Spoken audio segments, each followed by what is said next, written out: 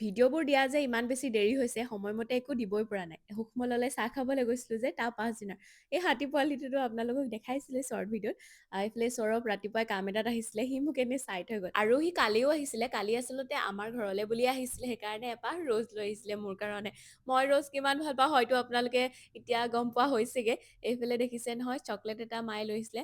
আচলতে আমাৰ ৩টাৰ কাৰণেই লৈ আহিছিলে, মোৰতো আকৌ লৈ গৈছোঁ। আমি যিহেতু বিয়া খাবলৈ গৈ আছোঁ, এয়া দেখিছে নহয় গৈ পাওঁতে বৰষুণ দিলে, সেইকাৰণে মই বোলো চকলেটটো লৈ আহিছোঁ যেতিয়া খাই লওঁ।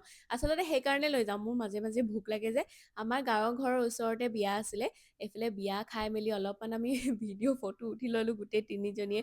আৰু ভণ্টিও দেখিছে নহয় আজিকালি তাইও ৰিলচ বনায়। তাৰ পাছতে অলপ দদৰ লগত কথা পাতি এয়া আমি ঘৰ পালোহি।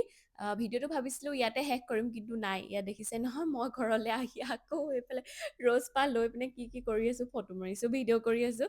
আপোনালোকক অলপ দেখাই দিলোঁ। লগতে এয়া দেখিছে নহয় আকৌ মোৰ মানে এইকেইদিন ইমান বেছি ক্ৰেভিংছ বাঢ়িছে, মানে 11টামান বাজিব হ'ল, মই আকৌ চকলেট উলিয়াই লৈছোঁ।